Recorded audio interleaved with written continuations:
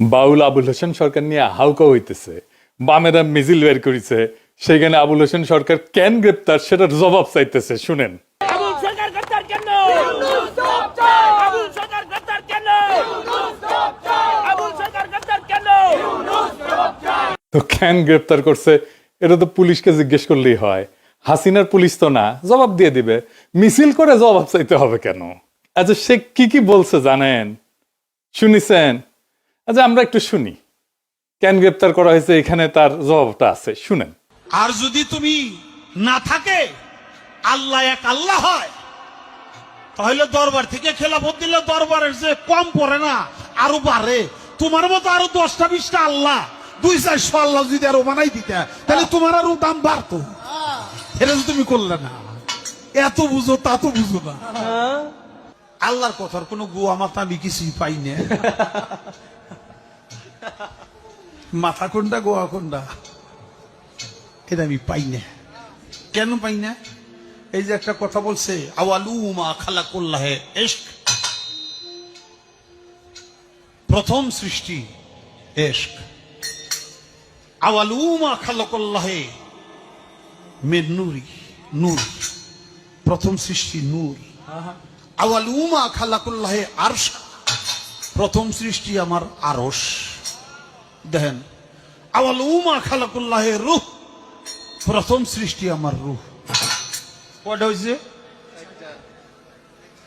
এক মুখ হচ্ছে দুই কথা কয়, হ্যাঁ মুখ কয় না হুক কয়? এক মুখে দুই কথা কইলে হ্যাঁ মুখ থাকে, হ্যাঁ তো মুখ থাকে না, হ্যাঁ তো হুক হয়ে যায়। আল্লাহ যে কইল প্রথম সৃষ্টি আমার ইশক, প্রথম সৃষ্টি আবার কয় আমার আরশ, প্রথম সৃষ্টি আবার কয় নূর, প্রথম সৃষ্টি আবার কয় রূহ। আল্লাহ এক মুখে যে এত কথা কয়, আল্লাহর মুখ কয়টা? খালি কয়টা না, ওটা মুখ না হু। সেটা হইলো একটা দাড়ির মধ্যে 70 জন করে ফেরেস্তা। তুমি প্রত্যেকদিন ফেরেস্তা গো গুয়া কাইটে ভালাও। শুনেছেন তো? এখন এই বাউলের মুক্তি চাইতেছে, অন্যদের ব্যাপারে কথা নাই। ওইখানে ফরাদ ভাই গেছেন, আপনারা জানেন উনি আমার মুরব্বী আর গুরুজন। উনি ওইখানে গেলে আমরা তো দমে যাই, কিছু কইতে পারি না। ফরাদ ভাই, আপনি নিজেই একটা ইনস্টিটিউট, আপনার ওদের মিছিলে তো যাওয়ার দরকার নাই, তাই না? আপনি একা বক্তব্য দিয়ে প্রতিবাদ করেন। এই সমস্ত গান্ধা বামেদের কাছে যে আপনি দাঁড়াইলে তো মুশকিল আমাদের হয়ে যায়, আমাদের জন্য। ওরা তো আপনাকে কখনো অন করেনি ফরাদ ভাই, করবেও না। হুদাই আপনি ওদের সাথে যাইতেছেন। যাই হোক, ফরাদ ভাই বলছেন যে সব আন্দোলনে নাকি আবুল হোসেন ওনার পাশে ছিল। শোনেন ফরাদ ভাইয়ের কথা শোনেন। আবুল সরকার প্রত্যেকটা আন্দোলনের সঙ্গে প্রথম থেকে আমাদের সঙ্গে যুক্ত। তিনি শহীদ মিনারের অনুষ্ঠান থেকে শুরু করে হেন কোনো প্রতিবাদ সভা নাই, এমনকি শাহ আলী দরগায় যখন আপনারা বট গাছ কেটে ফেলেছিলেন, তিনি আমার পাশে ছিলেন। আমরা ফরাদ ভাই আপনার কথা বিশ্বাস করি, কিন্তু আপনার পাশে আপনি ফরাদ ভাই একজন ফ্যাসিবাদের দালালকে, হাসিনা মুজিব পূজারীকে কিভাবে জায়গা দিলেন? সে তো আপনারা স্যাপোটাস করতে আসতেছে। আজ আমরা মুজিব বন্দনার হাসিনা বন্দনা শুনি তার কাছ থেকে। হ্যাঁ, শুনেন। গালি জলদি কইরা যায় তোরা আয়, আয় রে আমার শেখ হাসিনার নায় তোরা আয়, আয় রে আমার শুভ এমপির নায় তোরা আয়। ওই ইতিহাসের রাখাল রাজা, ইতিহাসের রাখাল রাজা বঙ্গবন্ধু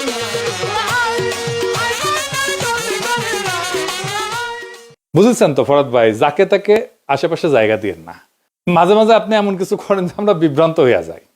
আপনি ইসকনের চিন্ময়ের সাথে দেখা করছেন, এত খাতির আপনার চিন্ময়ের সাথে, তাদের দাবির পক্ষে দাঁড়াইছেন পর্যন্ত। এটা তো আমাদেরকে বিভ্রান্ত করে দেয়। যাই হোক, আমরা তখন বেদনাহত হয়ে শুধু দেখতে থাকি যে ফরাদ ভাই এটা কি করতেছে। আপনি মানিকগঞ্জে বাউল সম্মেলনে যাবেন বলছেন, ভালো কথা। আপনি বলছেন আপনিও যাবেন, আপনাকে পেটাইলে পেটাক, এটা কি কথা বললেন ফরাদ ভাই? আপনি এসব কি বলেন ফরাদ ভাই? বাউল সম্মেলন নিয়ে তো কেউ কোনো কিছু বলেও নাই, বাধাও দেয় নাই। আর আপনাকে কেন পেটাবে? বাংলাদেশে কার এত সাহস আছে আপনার গায়ে হাত তুলবে? আপনি বিষয়টাকে এমন ভাবে উপস্থাপন করতেছেন যেন বাংলাদেশের মানুষ বাউল গানের বিরুদ্ধে দাঁড়াইছে। বিষয়টা তো তা না ফরাদ ভাই, মোটেও না। দাঁড়াইছে আপনার ভাষায়, আপনি যেটা সবসময় বলে আসছেন, আপনার ভাষায় খায়া না খায়া আল্লাহ খোদার বিরুদ্ধে কথা বলায়। তা আপনি বলতেছেন যে আবুল হোসেন সরকার ইসলাম অবমাননা করে নাই। তো তো তাইলে তো মুরব্বী হিসেবে আপনার বোঝানো উচিত, একটা ভিডিও বানায় লিখে হোক, যে এটা বুঝায় দেওয়া যে এটা ইসলাম ধর্ম অবমাননা না করেন আপনি, আমরা শুনি বুঝি, আমরা শিখি, সবাই শিখুক। আপনাকে তো সবাই মুরব্বী মানে। আর যদি আপনার মতে ধর্ম অবমাননা নাই করে, তাইলে আদালতে তো খালাস দিয়ে দিবে, জামিন দিয়ে দিবে। আইনকে বাধা দিচ্ছে কেন রাস্তায় বলেন? এই আবুল হোসেন তো ধান্দাবাজ। মুজিবের বন্দনা করিছে, হাসিনার বন্দনা করিছে, এখন বিএনপির হয়ে ভোট চাচ্ছে। বিএনপির মিটিং এ কিন্তু এগুলো কথা কইছে। ওইখানে দেখেন, সামনে হইলো জাতীয় নির্বাচন। আমার আফরোজা খান রিতাফা নমিনেশন পাইছে না ধানের শীষে, সামনে ধানের শীষ প্রতীকে আফরোজা খান রিতাফার জন্য আমি আপনাদের কাছে দোয়া চাই, ভোট ভিক্ষা চাই। দেখেছেন? এবার এডিটর সাহেব এনা শুনে দেন মুজিব বন্দনা, মানে সব আওয়ামী লীগ এখন বিএনপি হয়ে গেছে।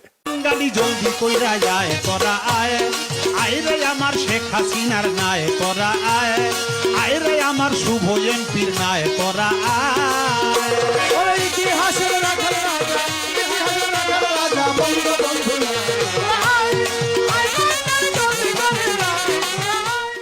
তো এই যে বিএনপির প্রোগ্রামে যায় যে সমস্ত কথাবার্তা কইছে, বিএনপির একটা লোক উঠে যায়, তাকে ঠেকাইলো না কেন?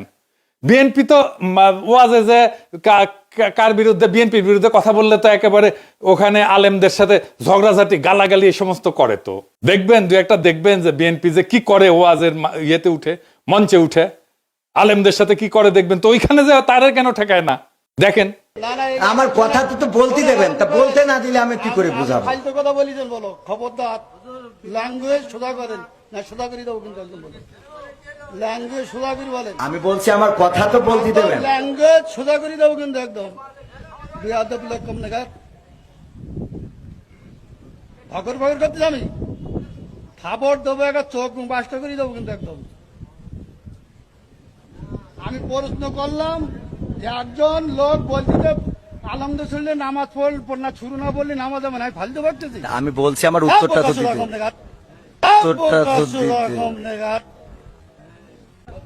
একদম বাস্তব করে দেবো সব একদম। তো আবুল হোসেন বলতেছে মাজার ভাঙের বিরুদ্ধে বলতেছে, তাই না?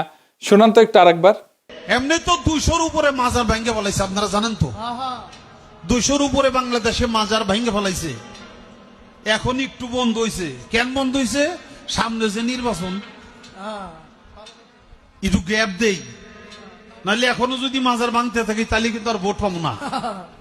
এই জন্য তারা এখন একটু অব্য দিছে, একটু জিরাইতেছে।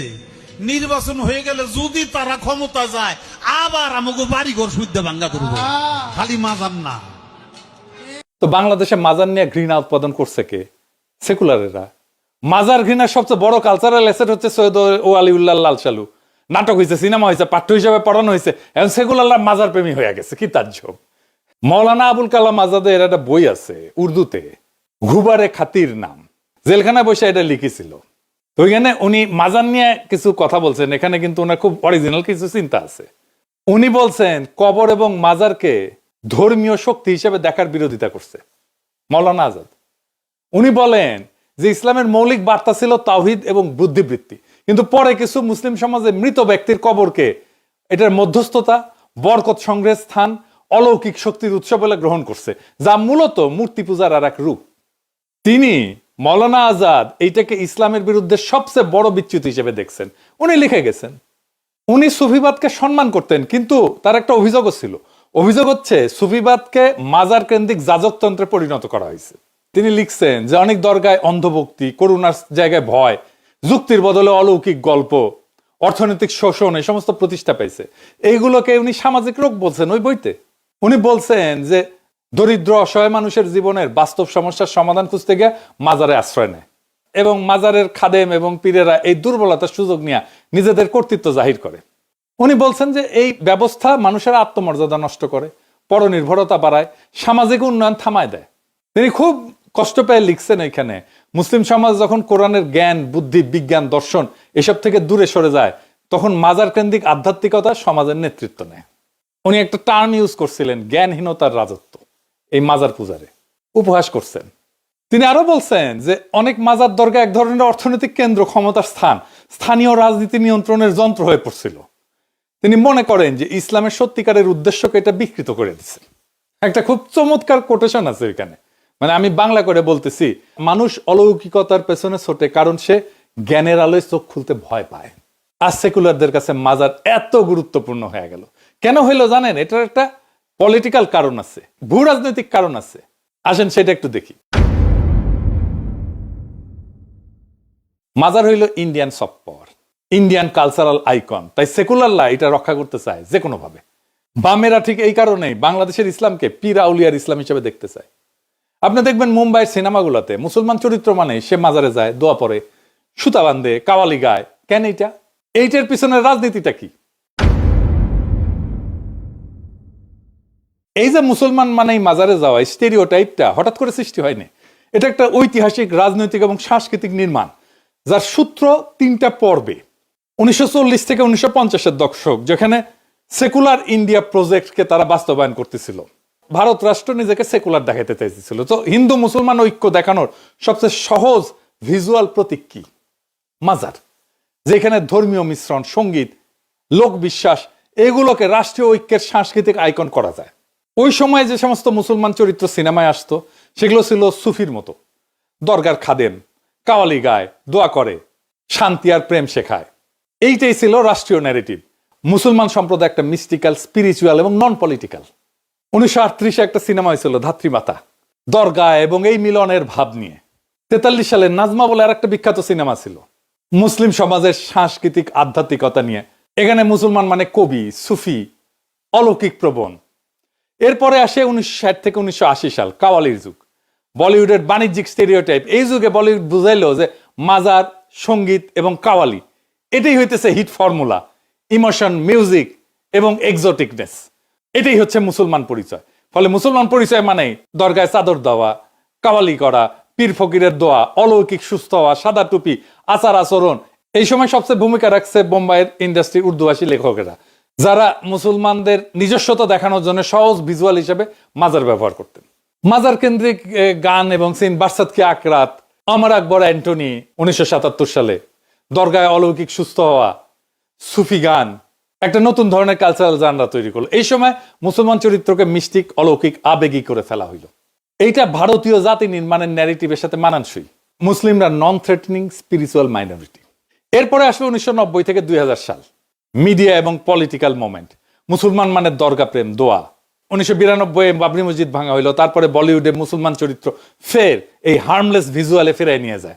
এই সময় মুসলমান চরিত্রকে 3 ভাবে দেখানো হয়: মাজার ভক্ত, প্রেমিক প্রেমিকা, নিরীহ দোয়া করা বুড়া মুসলিম যিনি নায়ককে আশীর্বাদ করেন, কাওয়ালি প্লাস ধর্মীয় মিস্টিক পটভূমি, যা মুসলমান সমাজকে সাংস্কৃতিকভাবে রঙিন কিন্তু রাজনৈতিকভাবে অসক্রিয় দেখায়। যেমন ধরেন ফিজা, রিফিউজি, সাওয়ারিয়া। এইখানে যে মুসলিম ভিজুয়াল পুরোপুরি মাজার থিমড। এমনকি যোধা আকবরেও দেখবেন মাজারের দোয়া গ্রহণে, মাজারের দোয়া নেওয়ার দৃশ্য। কেন মুসলমান মানেই মাজার ইন্ডিয়ান কালচারে? কারণ ভারতীয় মূলধারা ইসলামকে সুফি, লোক ধর্মীয় করে প্রদর্শন করতে চায়, পলিটিক্যাল ইসলামকে না। মাজার ছিল নিরাপদ, অবিতর্কিত মুসলিম ইমেজ। রাজনীতির দিক থেকে এটা ছিল মুসলমানদেরকে একটা ডিপলিটিসাইজ, মিস্টিক্যাল কমিউনিটি হিসেবে উপস্থাপনের প্রকল্প। আর বলিউডের কাছে ছিল ভিজুয়াল শর্ট হ্যান্ড। এটাই মুসলিম চরিত্রের সাংস্কৃতিক মার্কার।